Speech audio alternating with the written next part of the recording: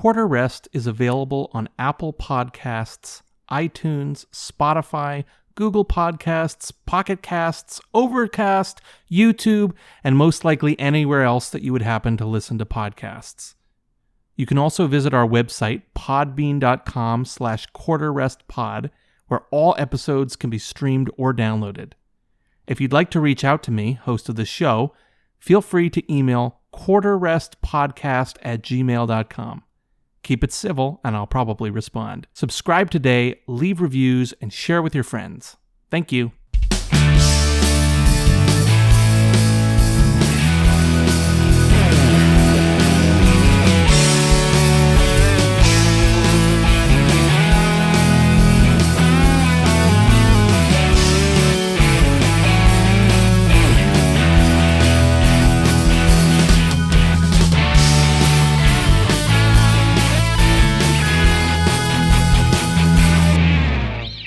Hello, welcome to today's episode. Today, I will be interviewing an ethnomusicology PhD candidate at Columbia. His name is Kyle Decoste. Me and Kyle go way back. We are old friends, have been for well over 10 years. Kyle has done a master's degree at Tulane University in New Orleans. Is currently doing his PhD, as I said, at Columbia. You may have heard of it. It's a little-known school in New York City, and we are going to be discussing his ethnomusicological work, his academic work, which deals heavily in the music of New Orleans, and probably we'll be talking about some current events, which may or may not have relevance to the topics at hand. So, Kyle, welcome. Hey, Joe. Thanks so much for having me. It's so nice to see your smiling face.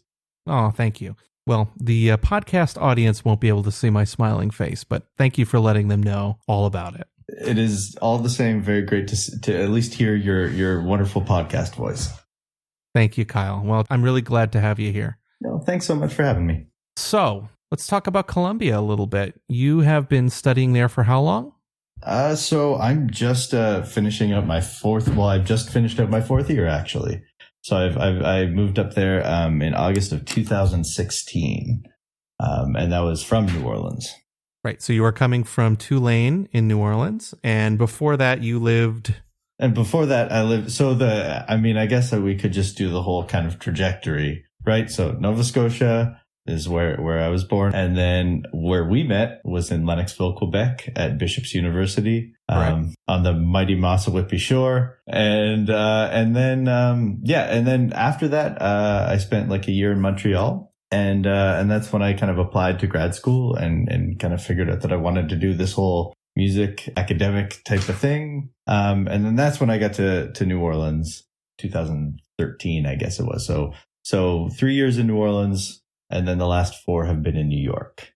So talk to me a little bit about New Orleans, because your research deals with the music of New Orleans, not all of it, but a particular subset of it. So we'll get into that a little bit, but just tell me about New Orleans, like what drew you there? What made you decide to do a master's in New Orleans? Yeah. So, I mean, it was kind of, I don't know, there were a whole bunch of like weird sort of things that kind of fell into place. I guess the year like after undergrad. Or the year, our last year of undergrad. So Jack Eby, who's like a lovely sweater vested, mustachioed musicologist from Bishop's, who we both studied with, he kind of was like, "Hey, Kyle, why don't you do this honors thesis project on like New Orleans trumpet players?" And this kind of happened because my trumpet teacher at the time could no longer be my trumpet teacher. He became a linguistics professor at the University of Sherbrooke. So I was left without a trumpet teacher, and I didn't know what I was doing. And then Jack just suggested, "Oh, why don't you check this out? Because I'm a trumpet player, and he knows he knew about. I mean, Jack's music. His research is on the court composer for Louis XVI. Yep. So very far away from anything that I did, obviously. But Jack is really, just such a great mentor. And he was like, why don't you check that out? Yeah. So Jack Eby, just in case it isn't clear, he's a musicologist himself. He is. He has that background. And so he was sort of encouraging you to follow in that same direction. I mean, I got, I think it was like around, we took a few classes together and I started to really get interested in research. You remember research and bibliography? Yep. Like the nerdiest class to get really into. But it was kind of like a really good introduction to like, research and writing and that sort of thing. And I don't know, I really liked the idea of it. And, Jack suggested that, right? And so I'm in, my last year of undergrad and I was kind of trying to figure out what the next steps were. Because you were studying music. Yeah, studying music at the time. Sorry, there's a lot of background information that. Totally. No, it's all good. We're filling in the blanks as we go. But yeah, so he just suggested that, and then I was at a bar one night and ran into someone who I knew who was like, "Oh, it just so happens that I'm going down to New Orleans with a couple friends. We're driving down from Ottawa for spring break." And so this random opportunity, just because I was out with some friends, turned into this opportunity to go down to New Orleans. And so there was just this opportunity came up and I was like, that sounds great. I think I can get together like $300 and find a way to make it down. And so that's what we did. We rented a car and drove down. And that was my first time ever going to New Orleans. So this would have been 2012, I guess. Sounds about right. Yeah. So that was 2012. And I remember going to see the Rebirth Brass Band at the Maple Leaf, which is like an iconic New Orleans venue, I remember doing all kinds of like, I don't know, just seeing lots of live music. And then during the day, I would spend the time in the archive, the jazz archive at Tulane University. And so that was kind of my introduction to music research in New Orleans, was just like being down there, hanging out and going to the archive during the day. And so right on. So you were actually hitting the archives during that first visit. This was a spring break visit and you were hitting the archives during the day. That's great. Yeah, that's exactly what I was doing. Two of the people I were with, like, were on Bourbon Street and got arrested. It's like, they were like really going out and having a party time. And I was in the archives just kind of plugging away. By day. Yeah, by day, of course. And then going out. By night, you were enjoying the city. Of course, but and I'm not going to say it was all that, but I was definitely like, I'm doing this thesis project. This seems like a really good opportunity. I'd done like a bunch of readings, like music history stuff. And so, I'd started to get very familiar with like some of the like, the names in terms of like New Orleans jazz history. And so, yeah, that was kind of my introduction. And then I applied and got into the master's program at Tulane, which is a really, really cool program. It's a master's program in musicology. And that's like, it's a really cool program in the sense that it's got a paid stipend with it, which is really nice. So, you go there and they pay you to be a TA basically. And yeah, you do that sort of thing. But it's nice because it's a terminal master's program. So, that was kind of the first time that I moved down to the US was for that. And then, yeah, it gave me time to figure out what the next steps were after that, I guess. That's great. So that master's thesis you did was on music of New Orleans. What type of music were you focusing on in that undergrad thesis you were doing? Okay, so the undergrad thesis, yeah, that was like it was just like a music historical overview sort of ish of early like New Orleans trumpet and cornet players, like in jazz. So like around the turn of the century, yeah. So that it was like a historical thing. Okay, yep. But like that was just me kind of figuring out sort of the lay of the land. Like it's not like I was taking classes in, we had taken some jazz history classes and stuff like that. But that was like a bit of a deeper dive. So it was a pretty high level overview?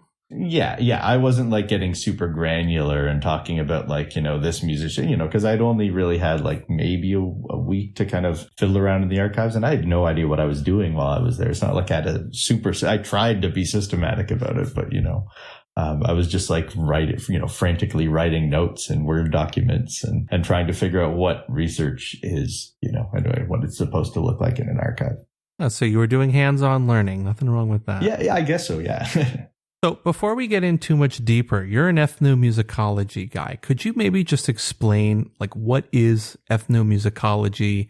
How does it differ from just basic musicology? And oh, by the way, what is musicology? For listeners who appreciate music but have really no exposure to the academic side of things. I mean, musicology sounds like well, it's the study of music, but how does that differ from like music theory? Like if you could just kind of explain musicology and then maybe narrow it down and talk about ethno a little bit. Okay. I think that would be great. Yeah, sure. So do you want like a long answer, Joe? I want a reasonably succinct, but helpful answer. Okay, cool. So musicology was kind of is the systematic study of music, more or less. Okay. A lot of people look to this dude named Guido Adler as kind of the father of musicology or whatever. There's Guido Adler. Okay. Yes, yeah, and never heard that name. It was Musikwissenschaften, I think was what it was called, and it was mostly concerned with kind of aesthetics. Okay. And that sort of thing. So that's like the 19th century. And then something else developed out of that called comparative musicology. Okay. Musicology was mostly based on like aesthetics and Western aesthetics. So it's like just Western art music, basically. Right. Yeah. Classical music, what most people would just call classical music. Yeah, exactly. And so that's like Beethoven, Chopin, that kind of stuff. Precisely. Yeah. So anything else, I guess, is not music to those folks. So very colonial, super racist kind of ideology, right? Of course. 19th century. What do you expect? Right. And then comparative musicology really isn't that much better in a lot of senses, but they started to branch out and there was this one, you're a guitarist, Joe. And so when you're tuning the guitar and a tuner has scents on it. Yep. So those scents, the scent system was developed by a guy named Alexander Ellis. Okay. And his whole idea was like, we have semitones and we have this pitch system, in Western art music, but what about all these other musics, And so he developed this scent system in order to compare musics from around the world. Oh, interesting. And so this, I had no idea. Yeah. And so this thing developed called comparative musicology. And this is, mostly European, but then with the kind of rise of cultural anthropology, like Franz Boas, you've probably heard of. Yeah. Yep. Margaret Meads or Neil Hurston, these very famous, folks. So, but, that was developing, there was folklore and these other sorts of disciplines, but ethnomusicology as a formal name kind of came up in the 50s. Okay. When they realized that there was a bunch of musicologists, and anthropologists who were like trying to find a sort of disciplinary home. And they created ethnomusicology and the Society for Ethnomusicology. And there's all this kind of, activity around there. So ethno, is basically just a prefix that means nation or people. Sure. And so it's the music of different peoples, or ethnos. Yeah, it's Greek, I think, or something like that. I think it's Greek. Yeah. So that's basically so ethnomusicology kind of developed in the 50s. And there's also, it's a pretty colonial in a lot of ways. Like there shouldn't actually be, there's a whole other separate for everything that's basically not white European music, which is really messed up. The idea that non-European music needs to have a prefix while European music does not have a prefix shows you something about the biases and the kind of the Western. The word I'm looking for is Eurocentrism. It's ethnocentrism. Yeah, Eurocentrism, ethnocentrism. Well, ethnocentrism, but specifically the Eurocentrism of the early fathers of this field. Right. So white supremacists. I mean, in essence, like that is what it is. The kind of the way it's built in structurally. It's musicology is this one thing, ethnomusicology is another. I mean, that's a kind of ridiculous thing. I think the ethno prefix is. By now it should be long gone, and I wish we could just heave it away. So you don't prefer the term ethnomusicology, like it's there and you have to kind of deal with it, but it's not. You have some issues with it. Yeah. Oh, for sure. I mean, it's a discipline that I've been trained in, and I definitely deeply appreciate ethnomusic. I deeply appreciate the methods of it. So like interviews and stuff like that. So.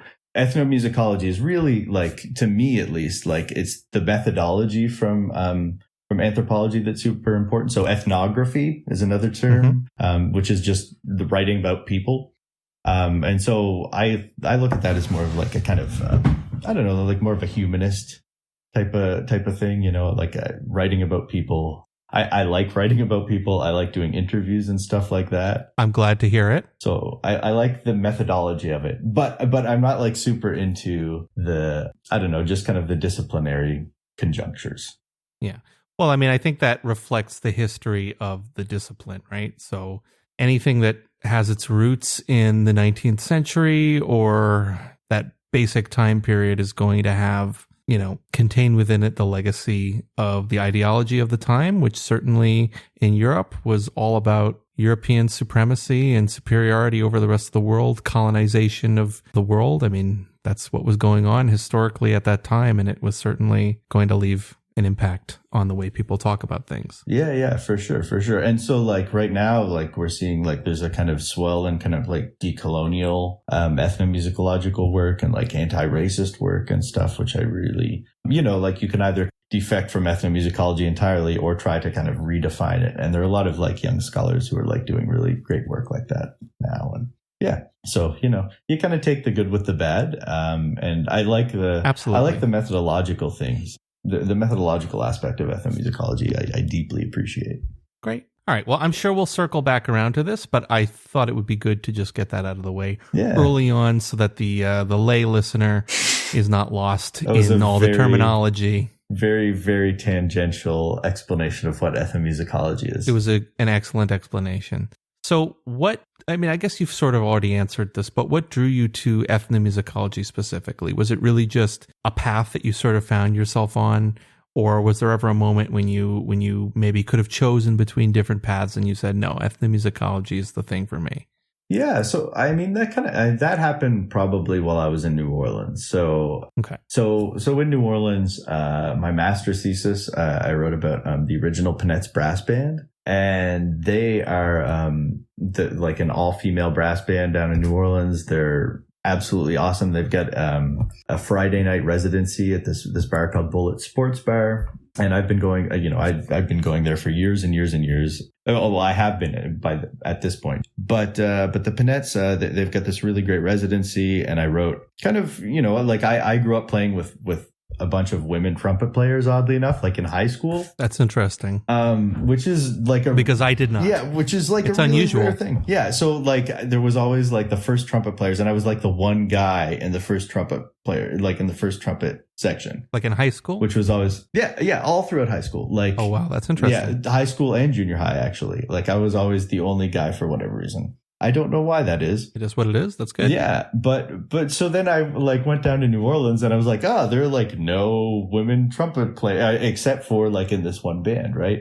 And so I was like, that's really interesting. And there's a lot of stuff like written on race and class in New Orleans music. But I was like, what about gender? So I wrote a thesis about that, about gender and about the Peanuts, and kind of like this really awesome residency that they have there. And kind of like the way that they like carve out a space for them, like in the brass band scene. So like there are a lot of like lyrics that like they can't necessarily sing, for example, because like it's really awkward. So like how do they negotiate those things? Like how do they kind of like make their way into the brass band scene, like as women? So songs that are part of like the canon of brass band music that don't really fit because they're all women. Yeah. So like lyrical content, for example. So like there's this one song called Casanova. And the lyrics are like, bitch, bend over, take them off, take your motherfucking drawers off. And so, those, I can curse on this, right? Yeah, absolutely. Okay, cool. All right. So anyway, that's, those are the lyrics, right? And it's a very different type of song when you're covering it, when women are covering it, right? Because it's like, yeah, definitely. Bitch, bend, like, what are we talking about here? So they could have like inverted it or flipped it, but they did an alteration. So they actually like, took it back to the original version of the song, which is the words are like, can't you see how much I really love you? And it's like it's a very poetic song actually, by Levert, Gerald Levert. So anyway, so they take this song and they change the lyrics around, and this is how they're able to kind of, so I'm thinking about these songs as almost like Black feminist texts, and I think, so that's what I kind of try and do in the article that I eventually wrote based on that, thinking about that, and then thinking about kind of, that was basically what that article was about. So that was kind of like the master's thesis. And did you do interviews with the band? I'm assuming you did. Yeah. So I did interviews with, there's like 9 members, I think right now. I did interviews with like 5 of them, sometimes a couple interviews. So that was like really my first introduction. Like I really learned like methodology, like how to do ethnomusicology from just like hanging out and being like, hey, do you want to do an interview? Like that's, you kind of learn it as you go. That's actually pretty cool. Yeah. It's like a lot better than, I mean, I shouldn't say a lot better, but for me, I find it a lot more satisfactory to be able to actually engage with people instead of like reading, a score or, something like that. And sure, of course, it's nice it's nice for people to be able to read about themselves sometimes too, So I think like one thing that I want to like move a little bit more towards is like more public forms of writing. So like writing that does something in the world, like op-eds or something, or like maybe slightly more journalistic takes. Like I have a book that's coming out in September about that I wrote with the Stooges brass band, and we will be talking about it. Yeah, we'll get to that in a little bit, I guess. But that that was like another sort of way of doing scholarship. Like that's more geared towards like a general audience and stuff, rather than like getting into like the theoretical weeds and stuff, like getting into the $10 words like epistemology and ontology and this sort of stuff. All the other ologies. Yes, all of the ologies, Joe. But yeah, so I don't know. I mean, it's like I made sure that the band all got like copies of the article when it came out, like in the journal. So this is in ethnomusicology is the journal that it came out in, and so I really like that sort of feedback. And we've talked about doing like other things, like maybe doing a book or something like that. But you and the Penettes? Yeah, with the Penettes too. So I don't know. There are like a lot of like sort of projects, kind of, maybe in the pipeline in the future. But so you are from. I want to step back for just a moment, and we'll come back to all these things we've been talking about. But this is a little bit of a biographical question. So you're from Nova Scotia. True. What attracted you to New Orleans? Was it the music or was it the city? Because you not only have studied the music from there, but you've also lived there, you've studied there, and you continue to, your work still centers around the city of New Orleans. I think that's a fair characterization. So, I mean, a lot of it. Yeah. I mean, that's the dissertation's kind of taking a different direction, but New Orleans is kind of my heart home in a sense. How did that happen? Yeah, so I had always thought that New Orleans would be an amazing place to live. Like growing, like as a kid, in my imagination, I had like 3 cities that I thought would be like really cool to live in. And I've lived in all of them now. So they have been New York, New Orleans, and Montreal. And it just so, yeah, I was very, very fortunate that I lived in all of them. I don't know if those were really conscious decisions or if it just kind of turned out that way. But I do distinctly remember, like, as a kid being like, those would be like really cool places to live. That's funny. New Orleans, I mean, it always seemed like a really cool place. But then the music is really what brought me there. And I think that's what brings a lot of people there. That's probably true. I mean, I remember hearing the Rebirth brass band and that being like a revelation for me. That was, that would have been like maybe second, third year, something like that, when I first heard like the Rebirth. And I think the first song I heard was Casanova, actually, the song that I mentioned earlier. But that song is just super, super fiery. It is really, really good. Could we actually like play an excerpt of it or something? Can you do that on this podcast? How does that work? Well, so there are some legal difficulties associated with playing commercial music, but maybe I could play a short clip. Okay, cool. So I heard Casanova and I was like, this is really, really, really awesome. This is like, I mean, as a trumpet player, like the trumpets are just like, they are on fire. Like they're rattling, like they're that brassy. So I don't know how you could not like that music as a trumpet player. And I was just really into it. And then when I went down for the first time, I mean, I'd never been out of Canada, I don't think, until I moved down to New Orleans. I'd driven through Maine once to get to Bishops in Quebec, but other than that was like my very first time out of the country. First time out of Canada, and you go all the way down to Louisiana. Yeah, we drove the whole way too. We got in a car accident. It was crazy. It was a crazy time. Wow, interesting. Where was the car accident? In Alabama. In Alabama? Yeah, it was in Alabama, and it was like, oh man, it was like the middle of the night. And we were like on it. Have I told you the story, Joe? Do you know this? You have, but the podcast audience wants to hear it, and I haven't heard it for a while. So okay, yeah. Well, I mean, it's like the wee hours of the morning or whatever, and we're driving over like on the interstate overpass, and the driver falls asleep, and we hit like a guardrail, and then like careen over to the other side, and like it's like 100 meters or something probably. I have no idea how far it was. But like we totaled the car. We were in like a little Yaris, a Hyundai Yaris or something like that. And I totaled it. And then we were like trying to like flag down somebody. We called and nobody was showing up. Like the state trooper I think took like 2-3 hours to get there. Oh wow. And then by the time they got there, like another car came and like hit the state trooper and hit us. It was like a whole debacle. But yeah, it ended up in like this tiny little like tow yard in like rural Alabama, which was like, I'm coming from Canada and all I have is like these images of, of the movie Deliverance and things like that. I mean, so it's that kind of vibe. And I'm like, in this like driving in this tow truck with like, some dude, and I go into this wood panel thing. Anyway, this is like my introduction to the US.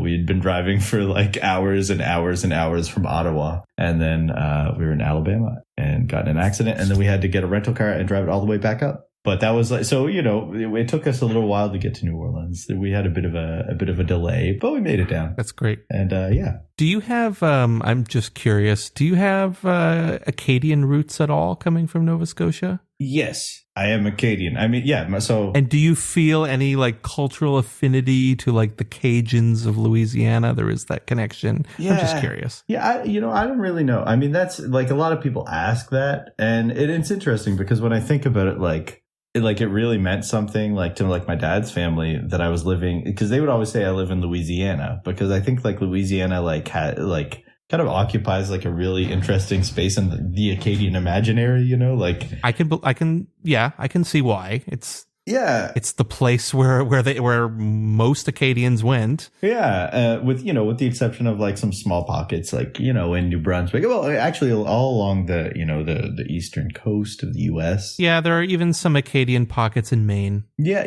I think that there's quite a few Acadian folks in Maine, but yeah. So yeah, there are. So yeah, so that's my dad's side of the family. So I mean, my dad's a fluent French speaker. He grew up speaking both English and French in the household, and then me and my sister are the first generation who don't speak French. I mean, I learned some in school. And I did have to pass a French language exam at Columbia, but really, but that was like, yes. Well, that's another thing with grad school. Yeah, you have to pass like language exams. Interesting.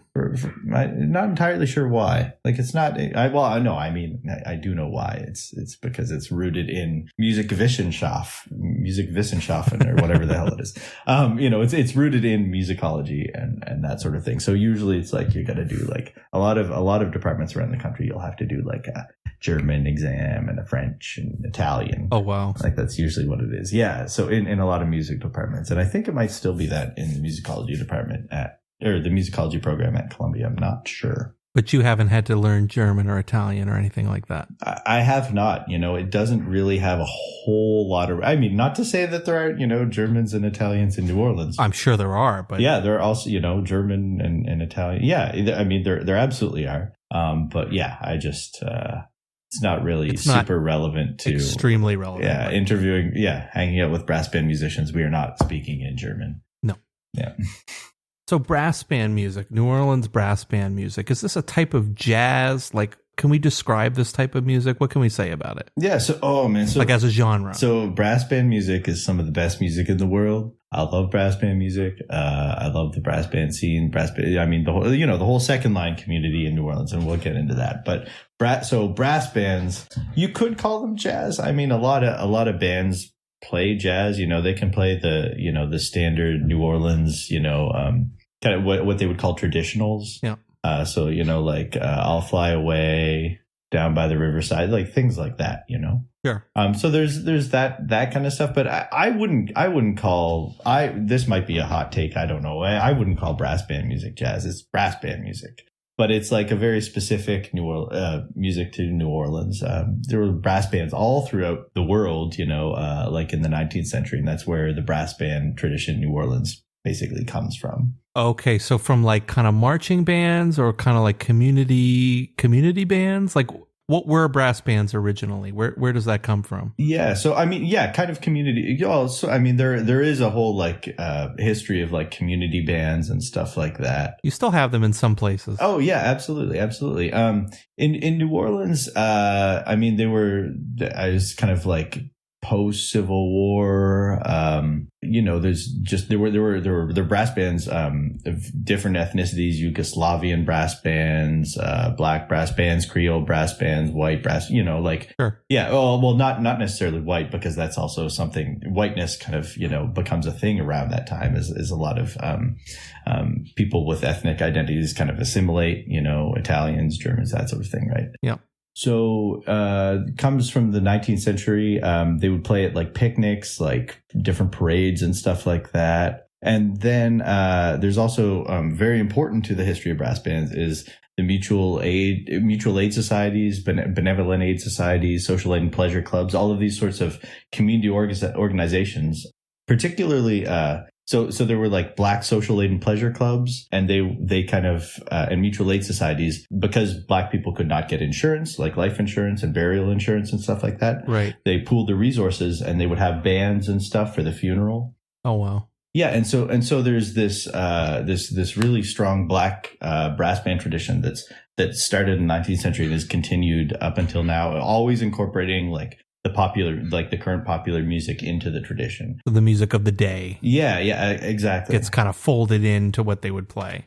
Yeah, and so, you get, I mean, in terms of genres, like, I think hip hop sometimes is closer to some brass band music. So hip hop, funk, the Dirty Dozen brass band, like in the I guess the 80s, mostly they were doing like bebop type stuff, like on the streets. Like, so the other thing is that there are jazz funerals, right? Whatever. So are you familiar with that, Joe? Or I am, but fill in the audience in case they don't know about it. Yeah, so I mean, the jazz funeral or funeral with music is basically after a funeral, when you're taking someone who's died to the burial site, the cemetery, you have music with it, and so it's a way of like kind of dealing with grief, a way of mourning, a way of finding joy, and a way of affirming life as well. And this is a black tradition that's tied into all sorts of Afro-diasporic things too. So it's. It's got roots in the Caribbean too. It's got roots, but it is primarily like a very proud black tradition in New Orleans. So the jazz funeral is a kind of what comes out of that. And in a jazz funeral, you have what's called the second line. Okay, and the second line is everyone that's behind the family in the band. And so the term second line has actually become a term for parades, the weekly parades in New Orleans that happen every single Sunday. And they're organized still by social aid and pleasure clubs. I mean, these social aid and pleasure clubs are not there for insurance and stuff. But they do exist, is just a social club, right? So you still have these social clubs that go back to the 19th century in their lineage. So there are benevolent aid societies and there are social clubs, and there's different, the distinctions between those things are kind of blurry a little bit. But the social aid and pleasure clubs continue, and there's a bunch of them. So basically every single Sunday in New Orleans, there's going to be a second line, which is a 4-hour parade with a brass band, or sometimes usually a couple brass bands at least. Some of the bigger ones will have like 3-4 brass bands. And they happen for 4 hours, and they're organized by a social aid and pleasure club. And that's like every Sunday, with the exception of like August and like the last couple the last couple weeks of July. And then it's just too hot. So there's no, like, it would be crazy to be out there for 4 hours parading in the heat. Like New Orleans August heat is nothing to mess around with. So yeah. Anyway, so that's what social aid and pleasure club. So that's the whole brass band thing. And so whether you could call it jazz, getting back to your question, Joe, is a complicated one, because jazz, the way that jazz history is told is jazz moves out of New Orleans, right? And, with the Great Migration, goes up to Chicago and New York. Chicago and Kansas City. Yeah. And then eventually up to New York. and also out to California. So I mean, basically follows the Great Migration. There's different kind of migrations, to California, New York, Chicago. What is the Great Migration specifically? That would be like all throughout the Jim Crow period. Mm-hmm. So segregation. So people were fleeing to the north. So starting what, like 1890s, 1880s? I mean, so that's like the early 20th century. I mean, it runs for a lot of the 20th century. So there different people posited at different times, but it's basically black Southerners moving to the north. Yeah. I think of Jim Crow as starting in the 1890s with the the Dred Scott decision. I mean, that's often seen as Dred Scott decision is a different one. Are you thinking of Plessy versus Ferguson? Plessy versus Ferguson is what I'm thinking of. I have a bad tendency to conflate those two things. They have nothing to do with, they have something to do with one another. They're both part of the horrible legacy of racism in the United States, but yes, but different rungs on that ladder. Mm-hmm. So as you're describing this, it's making me wonder, and this is not maybe an easy question to answer, but maybe you have some insight into it, having studied the city of New Orleans and the history of the music. But it seems like there are a lot of these very old traditions kind of in the New Orleans Black community, and maybe not just the Black community, but we're mostly talking about the Black community, that have really been kept alive, but that once were more widespread. So you said brass bands used to be a big thing across the United States. There were community bands, there were different ethnic bands. But it seems like in New Orleans, they still do the jazz funerals, or at least they still do the second lines, which is a legacy of these old jazz funerals and of that old tradition. So why do you think New Orleans has kept these traditions alive to an extent that maybe a lot of other music scenes have not? Oh, I don't know, Joe. I mean, I really couldn't answer that, and I'm not sure that. So I'm also not sure that that's entirely true. I mean, it depends on how you're thinking about tradition too, right? Because like traditions change, right? And, you can think about anything as a tradition of invention or a tradition of innovation, something that's constantly changing, right? Tradition isn't necessarily a static thing. And so, I mean, there's a whole academic kind of conversation around this, postmodern sort of notion of tradition, like we could go on about that, but go deep into the weeds. Yeah. And I don't know that I'd be able to talk too intelligently on it, but so there is a way of thinking about tradition where, I'm sure there are lots of other musical traditions. I think people's inclination is to think about New Orleans as being very exceptional. Or is like the only place where something happens, but in a lot of ways, like New Orleans is very typical of an American city. Like, I think like the whole coronavirus has really kind of exemplified that. Like New Orleans is super typical in the sense that, it's a gig economy. It's a cash economy. Sure. We've seen, like it's basically, it's like a case study in precarity. You've got minimum wage of $7.25. In the state of Louisiana, you've got largely service work, in terms of jobs. So New Orleans has like very, very particular things that I think, we tend to think of it as an exception, but I think there are a lot of things that are very, very American about it at the same time. And so, I think you can probably say, you could probably extend that logic to some extent to music traditions, right? We think about New Orleans, and New Orleans, certainly, I mean, these traditions do go back, but it's also like in how we think about New Orleans, New Orleans is the birthplace of American music, in our minds, right? And to some extent, that's right. You can think about Congo Square and I mean, obviously the popular music of the US is largely Black music, right? Absolutely. And so, Congo Square in some places, the birthplace of that, there's in some sense a mythology around that, but at the same time, there are, I was going to say, legacies that have continued, right? And I think you kind of have to acknowledge all of that, it's complicated. Oh, of course. Yeah, I think that's largely where my question is coming from, is this kind of mythologizing of the city of New Orleans. I mean, I can't remember who it was who said that, there are three unique American cities: San Francisco, Louisiana, New Orleans, and New York, and everywhere else is just Cleveland. It's rude. So rude. So, I mean, New Orleans it's rude to Cleveland, and it's rude to all the other cities that get compared to Cleveland. But but it's true. I think New Orleans has a special place in the popular imagination as a place where almost that's frozen in time. And, you know, at least when people think about the music and culture, it really is associated with like this kind of preservation of a very long ago past. But as I think you've kind of indicated, the music there is actually very vital and alive. Absolutely. Super, super. I mean, the brass band community is doing amazing stuff. Big Six brass band, TBC brass band, the Peanettes, the Stooges brass band, all of these, Rebirth, Hot Eight, Soul Rebels, they're all making moves and doing stuff. And so the music they're playing would not sound familiar to somebody who lived there in the 1920s. No, I can't. Music has evolved. Absolutely. They're not just playing dirges or hymns or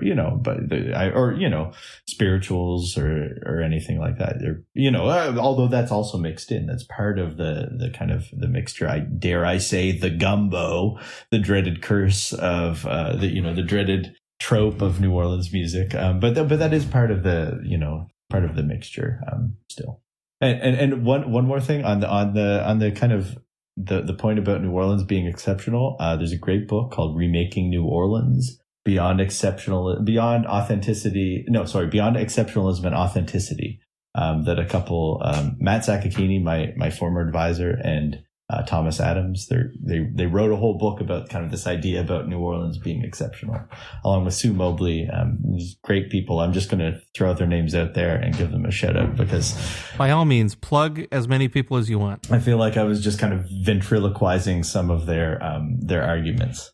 So gotta cite my sources. That's important. You don't want to end up plagiarist like Melania Trump or. I don't even know. So tell me about your book. You've got a book coming out. Yes, I do, Joe. So tell me about this book. Yeah, so the Stooges Brass Band, they've been around since 1996, and they're one of the best brass bands in the city, I would say. They've been around for quite a while. They've made a lot of moves in terms of brass band, kind of changed the game in a sense, the brass band game business wise. Them and a few other bands have really kind of upped the ante.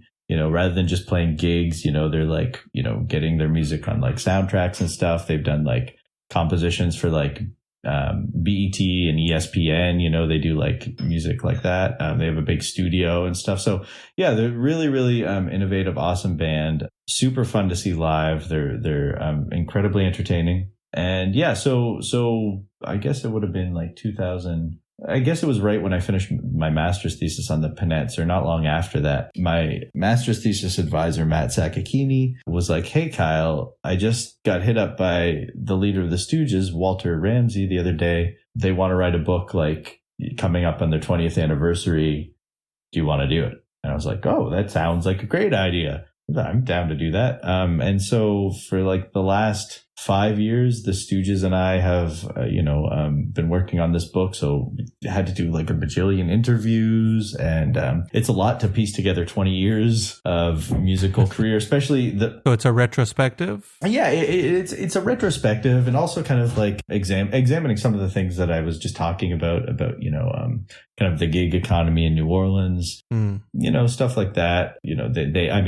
Some conversations that are incredibly relevant now. Have always been relevant. But they had one of the musicians in the band, Shotgun Joe Williams, was killed by the police back in 2004. So when you say relevant to today, you mean in the context of a heightened awareness about police brutality, anti-black violence, kind of, everything the movement for Black Lives has been bringing up. Yeah. So, that's part of the story too. Obviously, I interviewed his brother, who actually passed away a few years ago as well. Iron Macklin. So yeah, there's as a result of police brutality as well, or just unrelated? No. Different issue. Okay. So yeah, it's there are a lot of real stories in the book. It's me and like 16 members of the band.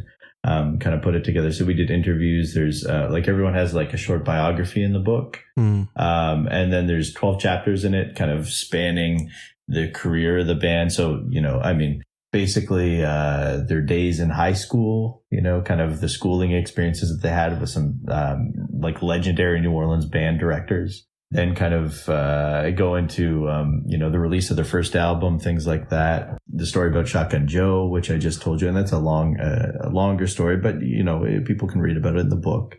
And we go into, I went on the road with them for like a day, wrote about that. That's in the book, kind of like their experiences on the road. Cool. Because that's a big part of the brass band thing. Brass bands do tour. They do a lot of touring, and yeah, I don't think anyone's really written about that. So yeah, that'll be in the book. There's all kinds of stuff, but a really awesome band. And I've gotten to know the guys pretty well over the years. And yeah, we're really excited about it. I was just actually, Al, one of the trombonists, just called me earlier today, and we were talking about the book launch and what that's going to look like in a socially distant environment. So we're kind of, putting things together for that now, and hopefully over the summer, we'll be able to have some sort of something, maybe we'll have to do something on Zoom. It is unclear. And what's the name of the book? The people are dying to know. I always forget about that. I feel like I've been just calling it the Stooges book for so long now, but it's, the book is called Can't Be Faded, 20 Years in the New Orleans Brass Band Game by the Stooges Brass Band and Kyle Decoste. Okay. So people, you can get it directly from the publisher, from the University Press of Mississippi. You can get it from, if you want to support Jeff Bezos, you can get it from Amazon. Don't do that. I'm not going to, do what you got to do, but try and avoid that one. Do what you got to do. You can get it from, so I would recommend getting it from the press, but you can also get it from IndieBound, if you want to get it from or Chapters Indigo, or, anything like this. You can buy it from your local bookstore if you go and order it there. So it'll hit the shelves in September. Probably the best way. Yeah. Support your local bookstores, support your Black local bookstores. If you have them. If there still are any left, then by all means support them. Yes, absolutely. They need it, especially in these times. Yeah, for sure. So try and do that. Try not to give your money to Jeff Bezos if you can avoid it. But if you want to buy it, that would be really cool.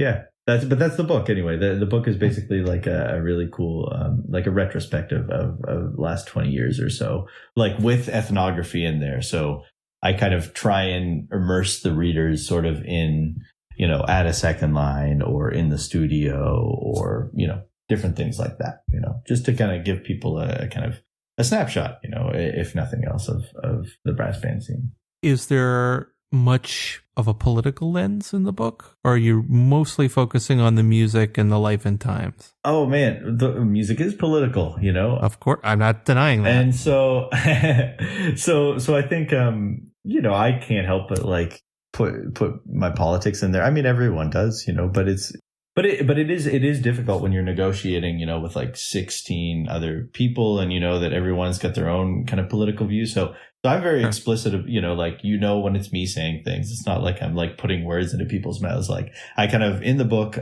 we try and let everyone speak for themselves.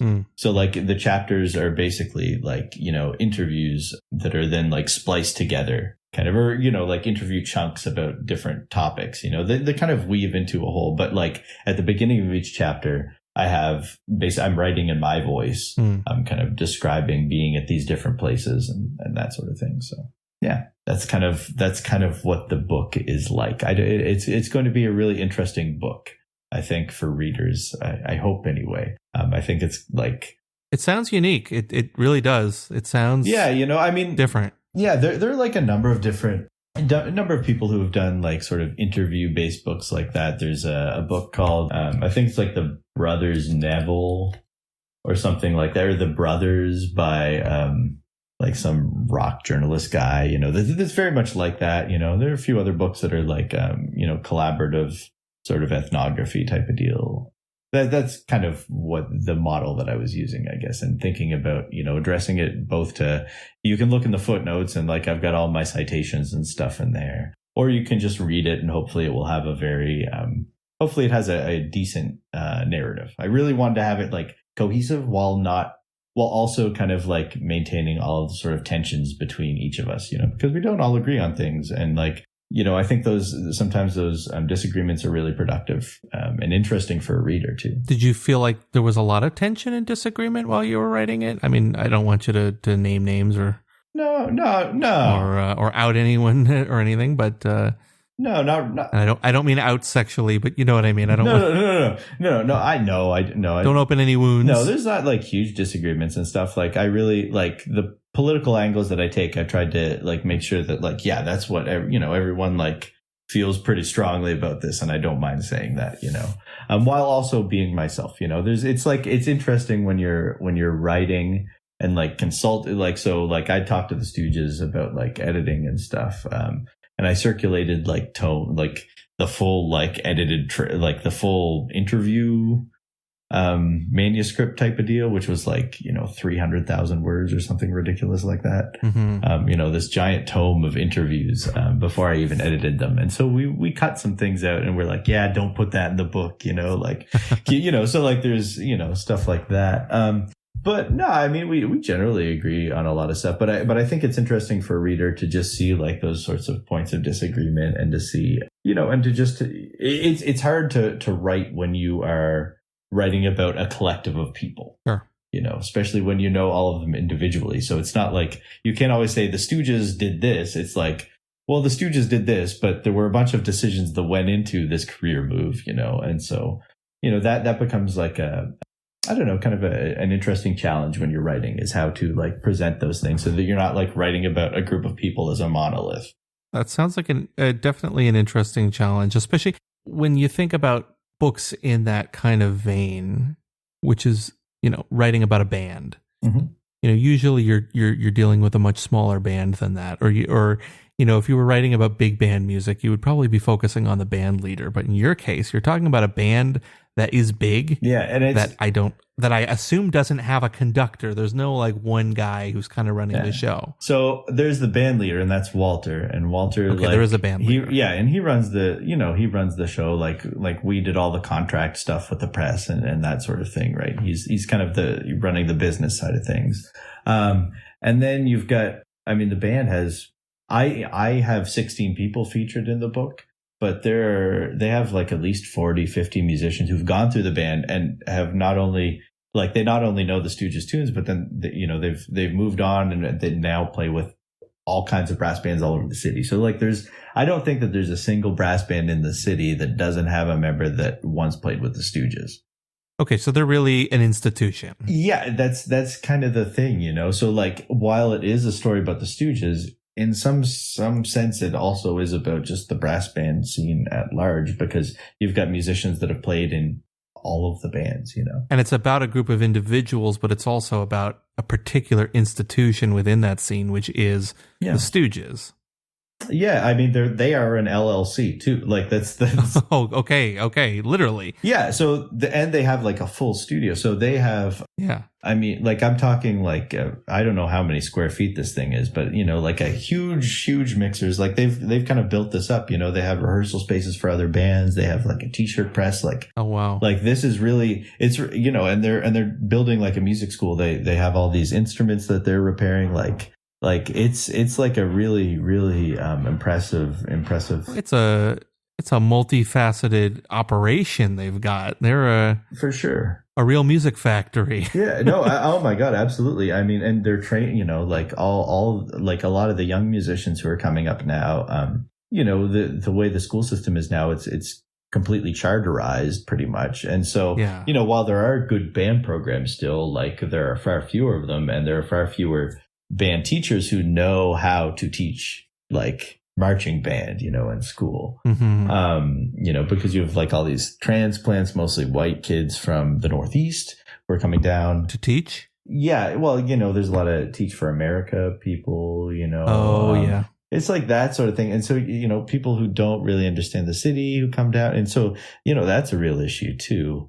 But anyway. And isn't Teach for America infamous for sort of creating a situation where you have schools with no real stability in terms of having the same teachers from year to year? Isn't it kind of famous for degrading the quality of schools because you have all these people who come in, they don't know the community, and just as they're starting to sort of understand the community, they leave.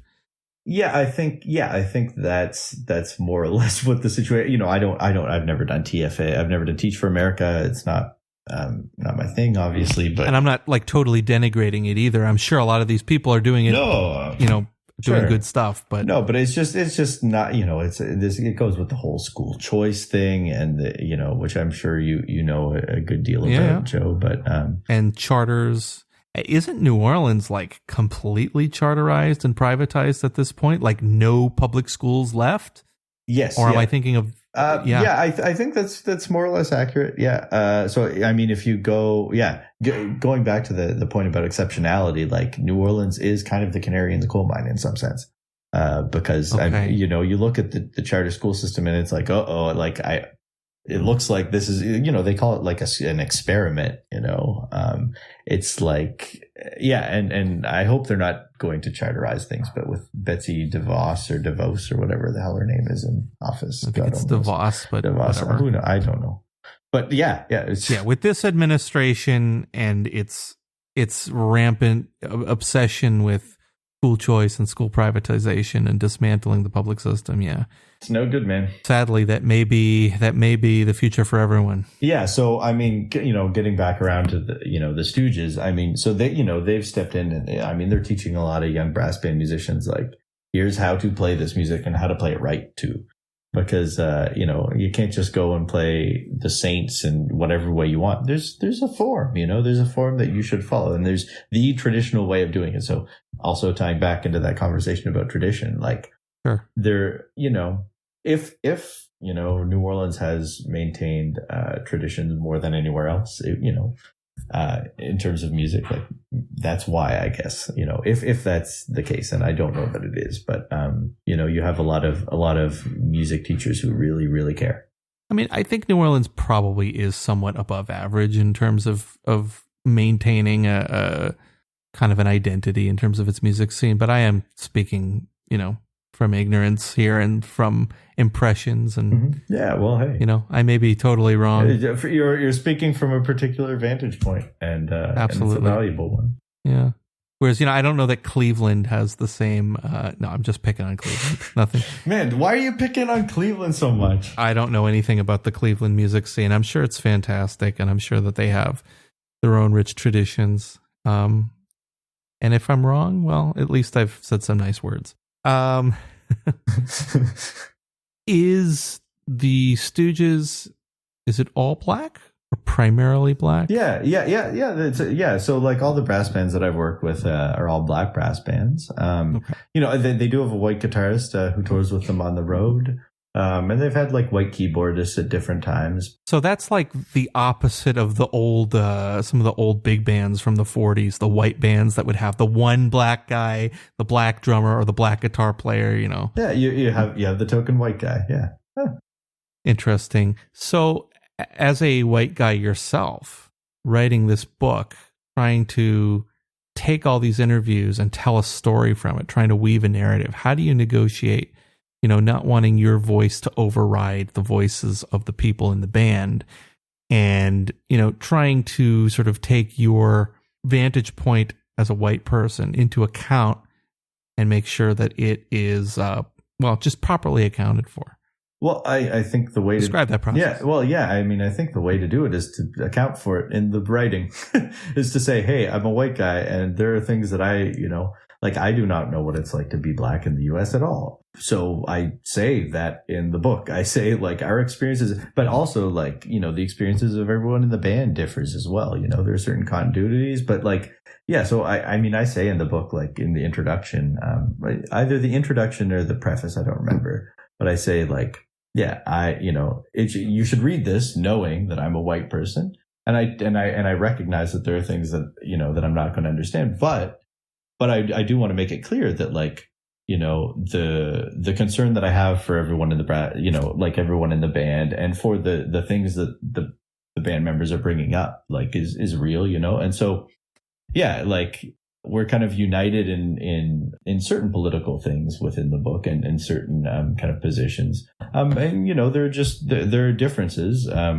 but you just, you acknowledge that and say, hey, this is what's going on. These are like the politics of like this authorship. Like I'm a white co-author with black musicians who are the other co-author, and that's how we're doing it, Yeah, so it's just the sort of thing that you got to think about and then you have to write out. You can't hide that. You just have to be upfront about it. And because I think part of it is, you want people to like think critically about what's being written in the book, and there are like times in the interviews where I'm like, oh my God, like I really did not understand what was being said.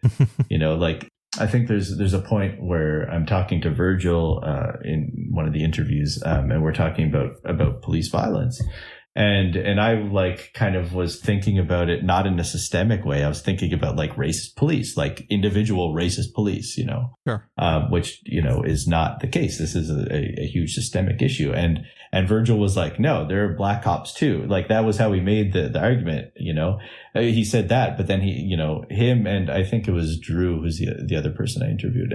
But they both, really like taught me a lot in that moment, and while, I'm hoping. Could you just explain it a little bit more? So you were talking about individual police officers being racist. Right. Well, I was talking. And he kind of corrected you? Well, it was more like, well, yes. It was like, yes, it is an issue of racist police officers. That's part of it, but it's also a broader systemic issue. So I maybe it was Drew that really, got me thinking a little bit more critically than how we were talking about it. But, it's, the prison industrial complex, it's mass incarceration. It is, a for-profit prison system. Like it's all of these things, right? And these things are all pretty advanced in Louisiana, if I'm not mistaken. Oh, geez. I mean, in the 90s, and I don't think it is anymore, but it's pretty darn close. But in the 90s, New Orleans was, or actually, no, I think until recently, it was like the incarceration capital of the world. It might still be. It is unclear to me. But they have more people incarcerated. Yeah, I mean, Angola. Yeah, it's yes. I mean, we know this is a problem around the United States. Yeah.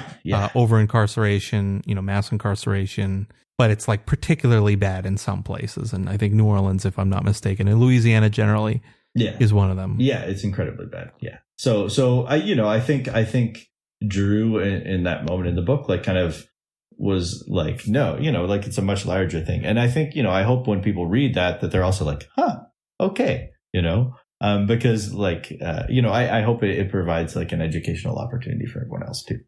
Yeah. So, but there are like moments in the book like that where like, there's like mild embarrassment that like, oh, well, of course, like, yes, that is, there are teachable moments in it, but like, I thought it was important to leave those things in. Right. So that's when I say like tensions and those, when I'm talking about like the tensions in the book and I didn't want to get rid of those, I mean like things like that, not even necessarily disagreements, because I absolutely disagree. I absolutely, agree that, it is a huge systemic issue. Right. But like I left little slippages and things like that in the book because I thought it was more interesting for the reader and hopefully more educational. Like it lets the reader join the journey that you're taking and maybe also the journey that the band members are taking. And I should say like, yeah, and that's not ever like that's going to be like a white reader, for example, oftentimes who's like, oh yes, I've clued into that. Right. That's like and not, I mean, there might be some black readers who are like, oh yes. Okay. Yeah. Right. There's a larger thing going on, the kind of militarization of the police force, is brought up like that's a thing, but yeah, anyway, so depending on the readers, like I hope it does something. I hope that those little tensions and teachable moments do something in the world when people read it. Yeah. So that was kind of the goal of leaving those things in. Yeah, and at the very least, it might make it more interesting. Might make for a more compelling read. Yeah, hopefully. I mean, yeah. At least that's the hope. Yeah, we'll see. I have no idea. Who knows? That's the dream. But we've been working on this book for so many years now. It's like, like the number of calls that we've had and sit down interviews and things. Just like me, because like, what if I were around for the past 20 years, like I'm sure it would have been much easier to read. But because I was only, me and the Stooges did this in the last 5 years or so. Like there's kind of like sort of 5 years of the band that's encapsulated in the book, but then a broader history But anyway, when you're writing that longer history that you're not there for, it takes a lot of fact checking. And it takes fact checking with multiple people because memory is so fallible, like you don't remember where you were in that photo 10 years ago, 20 years ago sometimes. When you're asking people to recall things from 20 years ago, I mean, you got to do a lot of fact checking and stuff. But yeah, anyway, I forget where I was going with that point. But yeah, it's just a lot of work. We put a ton of work into it over the last 5 years or so. Where does the name come from? The title, Can't Be Faded. Is that a lyrical reference, or does that come from one of the interviews? So it's kind of both. So it is the title of one of their songs, Can't Be Faded, and Walter, the band leader, he wrote it so they all went to the New Orleans Center for the Creative Arts, NOCA, in New Orleans. It's trained like a bunch of incredible, like John Batiste from the Colbert, Stephen Colbert. Oh yes. He went to NOCA, for example. Like some of a number of the original members of the Stooges went to NOCA as well. And while Walt was there, he was kind of, the song was kind of a flex on his composition chops. And he was like it's got pretty complicated changes. The runs are like really hard to get under your face. Like you got a shed to be able to play it. And I remember being at one of the rehearsals once, and like it was the song that they were using to teach the young brass band musicians like how to play brass band music. But it's like a really hard song. So yeah, that's where Can't Be Faded comes from. And it also comes from like, it's a kind of posture, like Can't Be Faded. Like they've been around for 20 years, just about 25 now, actually. Like, bands come and go, and they certainly do in New Orleans frequently enough in terms of brass bands, but like they have, considerable staying power. So it's kind of a statement of that, It's a declaration of resilience and longevity. Yeah, for sure. Yeah. And, and I think the book is also kind of does some of that work too, of like, of kind of cementing the legacies of these musicians. I hope, at least I hope it does, I want it to do that, and I'm hoping that cause I also want young brass band musicians to read it too, because that's so Al, trombonist who I said that I was on a call with earlier today. Al was, that is one thing that he stated to me, like in the early stages of the book, was like, it would be really nice to have like something to show our grandkids, something to show like young musicians coming up. So like, that's something that I wanted to also try and do with the book. So I've, we kind of addressed it to like different audiences. And I think it would be interesting to go back and ask the guys like who they were picturing reading it when they were talking to me, because they were conversations with me, but it's like with this podcast, I'm thinking about the audience who will listen to this too. And it'd be interesting to know, like, of course, what sort of audience who do they have in mind? Yeah. Cause I think it would be, it would just be interesting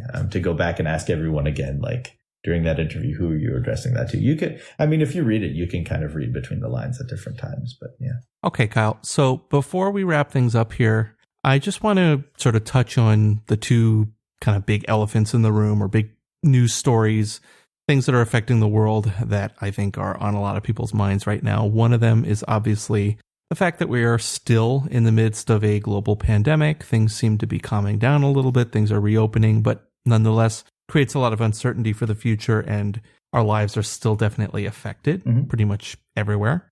And the other is, we could call it an uprising, protest movement, whatever you want to call it, but the kind of reaction and aftermath of the death of George Floyd at the hands of Minneapolis police officer Derek Chauvin. I think these things have got a lot of people talking and got a lot of people thinking. And so I'm just curious how this is sort of relating to your own work, or even to the field that you're working in. Like, how do you see these things impacting going forward? Yeah. So, I think one thing that's important to remember is that everything that's going on right now is, in some sense, like a culmination of so much work by, majority Black activists who have been working with the movement for Black Lives, Patrisse Cullors, Alicia Garza, Opal Tometi, these activists who've really, since Ferguson, since like 2014, really, I guess it would have been, have really been pushing this stuff more and more into kind of into the limelight, I guess. And I, it seems like the pandemic's really kind of, opened up a lot of white folks' eyes to what's going on, certainly, because, these things are, and I shouldn't say just white folks, but a lot of people who had not been paying attention or simply did not care. I have wondered about this because, this is not the first time an unarmed or defenseless Black person has been killed by a police officer, even since 2014. It's happened kind of a lot. All the time. It's pretty common. Yeah. It's just these things don't always circulate, and I think. But this one has clearly hit a nerve in a bigger way than probably any since 2014 or even before. I just the scale of protests and riots and whatnot. It probably would be comparable to 1968, maybe even more so than like what happened in the aftermath of the Rodney King incident in 1992. I think this is probably on a bigger scale. And I wonder if the pandemic is in some way contributing to that. Maybe the fact that so many people are out of work and maybe more people have time to go to protests because they're laid off or furloughed or whatever. That's one kind of theory I have. And then there's also just the anxiety that the virus has created in people, maybe has making it easier for people to feel things when they see that horrible video. Maybe, I don't really know, because another thing that we have to, people are also protesting for different reasons. Like I heard someone, like I saw on Twitter, I think it was maybe earlier today, that someone was out there protesting just police violence, but they didn't agree with Black Lives Matter, which is crazy to me, obviously, so there's there's other stuff going on too, and I should also, of course, with any protest movement, you have a million different versions of what people are protesting. Yeah. And I should also, note that it's not just George Floyd either. It's Breonna Taylor, Tony McDade, a number, all of these, this happened in rapid succession. This was, Breonna Taylor was Ahmaud Arbery as well. That wasn't Ahmaud Arbery. Yeah. That wasn't at the hands of the police, although I think those two guys. They had ties to law enforcement. Yeah. It still speaks to the point that there is a kind of that culture within police departments, which is why people are saying defund the police and abolish the police now, is because there's a recognition of, kind of cultural and institutional rot, in a sense, within police departments, but within, in some sense, the legal system more broadly. Yeah, the criminal justice system. But yeah, it extends to these two, vigilante white supremacists, right? Who killed Ahmaud Arbery. It's the same. It's the same, these things are very related. They're not absolutely distinct things, right? No, absolutely. So yeah, I didn't mean to just emphasize George Floyd. It just seems like that particular video seems to have been the flashpoint that ignited for sure what we're seeing right now. Yeah, and even more so than the other incidents. Although clearly, whenever there's the straw that breaks the camel's back, it's just that. It's the sort of the final straw that gets people to rise to their feet. And I'm not saying that nobody was doing that before, but clearly more people are getting involved now. You're hearing more people thinking about white privilege and thinking about systemic racism than a couple weeks ago. For sure. And it's I remember seeing that that white supremacy pyramid with there was a line on it that said here's covert white supremacy, here's overt white supremacy. Okay, I haven't seen that. Yeah. Anyway, but there are things like microaggressions on it, correcting someone's pronunciation, stuff like that. And so I don't know, it seems like right now, the spectrum between being a member of the Ku Klux Klan and just making insensitive remarks because you don't know any better. Yeah. And it seems like that is really shift. A lot of things to some folks are becoming a lot more, overt and obvious, and I don't know if that's a product of time. I have no idea, I'm not an expert on these things by any means, but I really don't know, but it's for some people there's a lot of frustration. For some people there's a lot of optimism right now. It's a crazy moment. It is a crazy moment, Joe, and a really exciting one, I think, for a lot of activists who are seeing people paying attention, but also, God only knows where this is going to go. God only knows where the election is going to go. Impossible, yeah. In 20, I have no idea. Yeah, I mean, we can speculate, but that's about all we can do. Yeah, it is quite the moment to be alive, Joe. I agree with you about that. It is that one thing that is really interesting is everyone seems to be acknowledging that this is a historical moment. Yeah, which is such a curious thing to like think about people seeing a historical moment as being significant while it's happening, I think people probably knew that, like, when World War II started, when it ended. Yeah. I think there've always been, I think when 9/11 happened, I remember that day people were saying, in fact, I remember on 9/11, I was in 6th grade, and my teacher is the one who announced to the class what had happened that morning. They kind of kept it hush-hush from the students for most of the day. But I remember the teacher saying on that day, oh, today is September the 11th. People are going to remember this date for a long time. And that's still how we refer to the incidents of that day is as 9/11.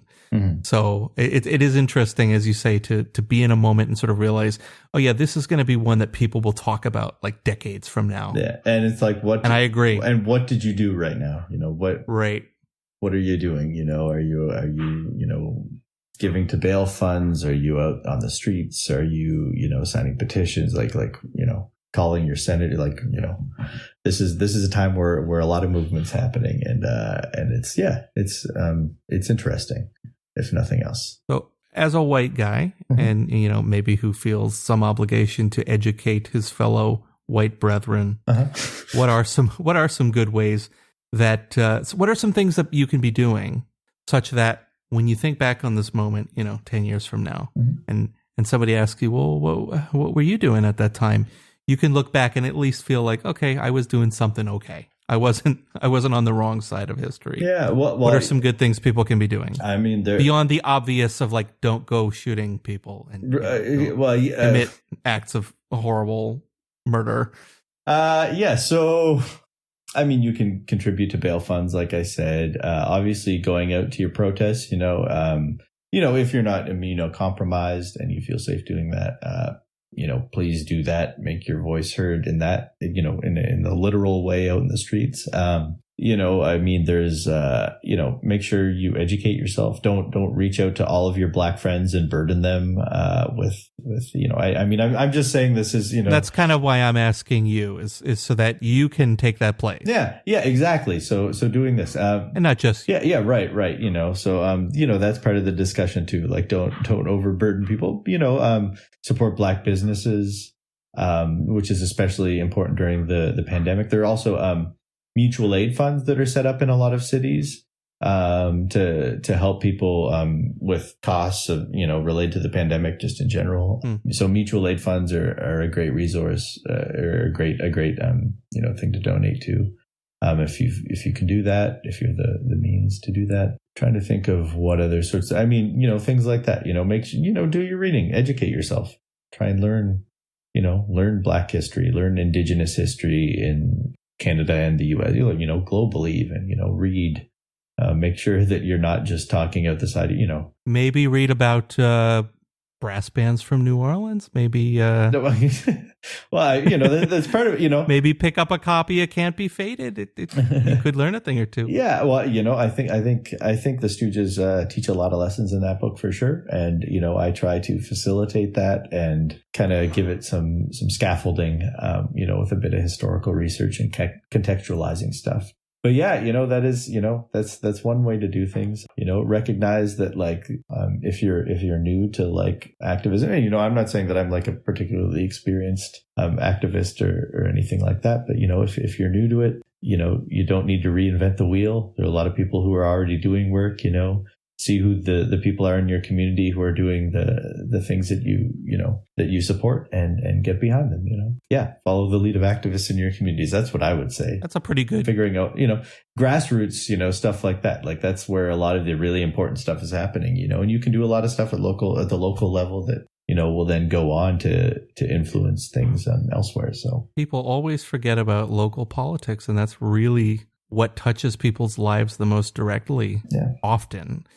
I mean, the different levels of government also play their role in people's lives for sure. But man, you can make a lot of a difference at the local level. And the other thing for white folks is to talk to your white friends, and talk to your family member, have difficult conversations, make yourself uncomfortable, and just kind of get your hands dirty, I guess, in a sense, and have those conversations, Yeah. Yeah. That's like the real big one, is like do the work to educate yourself and educate the people around you. That's a big part of it. It's a very interesting moment.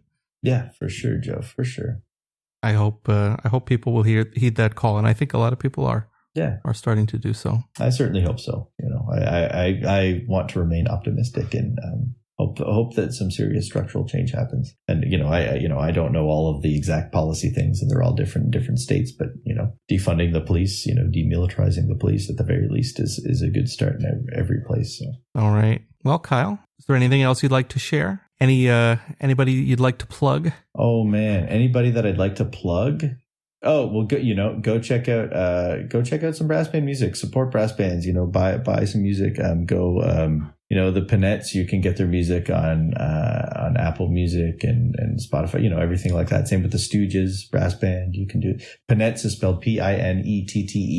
By the way, Stooges brass band too. Go check them out. Go check out the Big Six brass band. I designed a website for them. They're really awesome. They just dropped a CD this past year.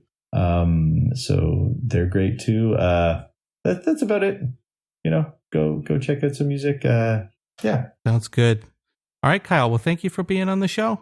Oh, yeah. Thank you so much, Joe. It's been a real pleasure. It's nice to catch up with you. Yeah, I really enjoyed it. So maybe we could do it again, maybe after the book comes out.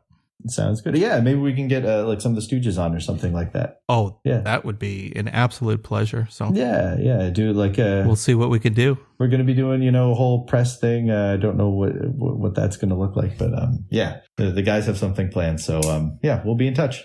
Well, that would be an absolute delight. All right, Kyle, thanks for being on. Cheers, dude. Thanks. A big thank you to Kyle Decoste for appearing on this show. Please do go check out the book Can't Be Faded, written with the Stooges Brass Band. Today's episode was edited by Frank. The theme music was written by yours truly, with guitar by me, bass by Brian Duda, drums by Ian Kohler, and keyboard by John Martin. Enjoy your week.